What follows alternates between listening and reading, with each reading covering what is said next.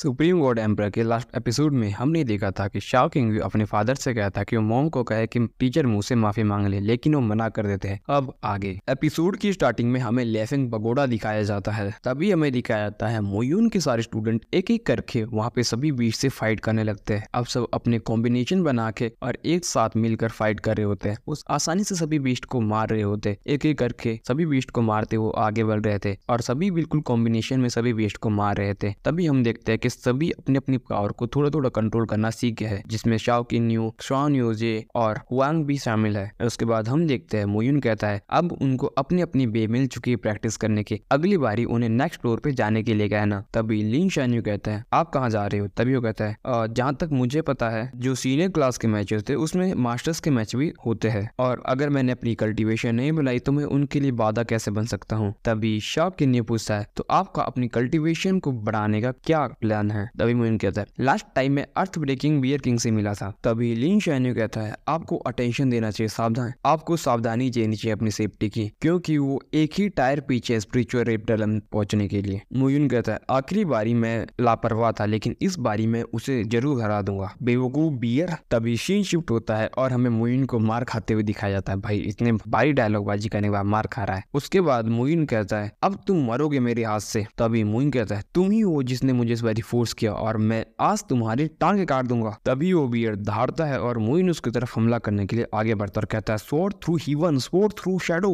और अपनी दोनों टेक्निक से बालू पर हमला करने के लिए आगे बढ़ जाता है। तभी हम देखते हैं कि वो बियर को हिट कर लेता है। तभी सीन शिफ्ट होता है, लिन शान्यू को दिखाया जाता है। तभी मोयून अपनी फटी हुई हालत लेके बाहर आता है। तभी वो कहता है आप इस टावर के अंदर लगभग आधे महीने से हो और मैं हर बारी हर दिन यहाँ पे आकर आपको देखता रहता हूँ। तभी मोयून कहता है सीनियर क्लास का मैच अब लगभग स्टार्ट होने को है ना? तभी लिन शान्यू कहता है जी फर्स्ट राउंड है, और मोयून ने उस भालू को हरा दिया था अपने लास्ट पंच में। तभी लिन शान्यू आगे कहता है 18 क्लासों ने पोइन माउंटेन पर एंटर किया है ताकि वो टॉप 10 स्पोर्ट पे आ सके। ओह तो इसे लगभग आधी टीमें बाहर हो जाएगी, मोयून कहता है। तभी मोयून कहता है चलो मुझे थोड़ा सा अजीब लग रहा है, मुझे लगता है कि कोई उन्हें परेशान कर रहा है। तभी सीन शिफ्ट होता है और हमें होंगचैंग को दिखाया जाता है। तभी होंगचैंग कहते हैं मोयून तुम लेट हो, तुम्हारे डिसेबल ऑलरेडी एंटर हो चुके हैं। तभी वो बोलता है मास्टर। तभी मोयून अपने सफाई में कुछ कहने वाले होते, तभी पीछे से एक आवाज आती है, एक पर्सन आ गया था और कहता है मास्टर मु आप पहले दिन ही लेट हो और आप इसके लिए भी प्राउड फील कर रहे हो, जल्दी आ गया है इसीलिए कोई बंडर नहीं कि रूल को नहीं मानते, और वैसे भी मास्टर मु हाल ही में लाइमलाइट में आया तो इसमें कोई आश्चर्य की बात नहीं है कि वो रूल को फॉलो नहीं करते। तभी वो पर्सन आ गया था और अगर 9th क्लास क्वालिफाई नहीं हो पाए सेकंड राउंड में तो उन्हें ऐसे भी कम्प्लीटली हारा हुआ माना जाएगा। तभी मोयून हंसते हुए उसको जवाब देते हुए कहता है मैं इसकी गारंटी नहीं दे सकता अगर वो किसी और से मिली, लेकिन अगर मेरी क्लास आपकी क्लास से मिली तो पक्का क्लास में उसको डिस्ट्रॉय कर देगी। तभी होंगचैंग आगे आकर कहते हैं मोयून लेट आया है तो मैं उसको रूल समझाऊंगा, और होंगचैंग आगे कहते हैं जो फर्स्ट राउंड होने वाला बैटल का पॉइंट माउंटेन में जो टॉप 10 लोग चुने जाएंगे वो केवल वही होगी जो सबसे ज्यादा स्पिरिट बीस्ट का शिकार करेगी, और जो जितने हाई लेवल स्पिरिट बीस्ट को मारेगा उसकी रैंकिंग उतनी ही ज्यादा बढ़ेगी, और गेम का समय सिर्फ एक दिन है। तभी मोयून थैंक यू डीन बोल के वहां से जाने लगता है। तभी वो साइड में बैठ जाता है। तभी टीचर शाओ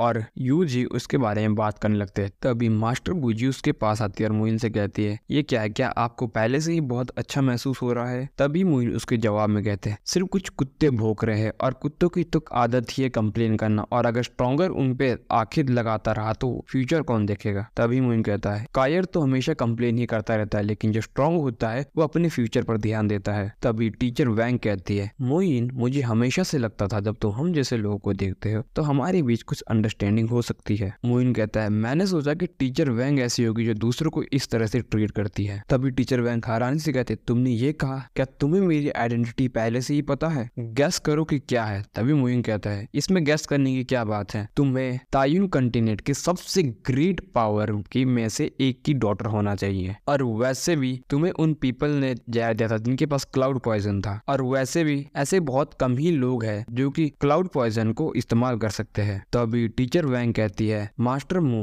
आपने जैसे कि मेरी आइडेंटिटी पहले से गैस कर ली है तो मैं आपसे आशा करती हूँ कि आप शिन्या के ज्यादा क्लोज नहीं जाओगे। मैं आपको डरा नहीं रही हूँ या मैं आपको कोई चेतावनी नहीं दे रही हूँ, बस ये मेरी सिस्टर है जो अभी तक अनस्टेबल है। तभी मोयून कहता है टीचर मू आपने अपनी सिस्टर को मेरे पास छोड़ा, मैं सिर्फ उनको पढ़ाने और उनकी सेफ्टी को इंश्योर करने के लिए हूँ, बाकी चीजों से मुझे फर्क नहीं पड़ता। तभी वो बोलती है ठीक है टीचर मू मुझे जाने की इजाजत दीजिए। तभी टीचर वैंग बोलती है मुझे क्षमा करे। तभी मोयून कहता है और इस चीज चीज को अगर साइड में रखा जाए तो मुझे पूरी दुनिया में किसी भी चीज का डर नहीं है, तो तुम्हें चिंता करने की जरूरत नहीं है। आपकी सिस्टर मेरे आंखों में सिर्फ एक ऑर्डिनरी पर्सन है। तभी टीचर वैंग वहां से जाने लगते। तभी मोहिन आसमान में देखता है और उसे मैंग ग्याओ की याद आती है और वो कहता है मैंग ग्याओ बस मेरा इंतजार करो। और ये एपिसोड यहीं पे खत्म हो जाता है।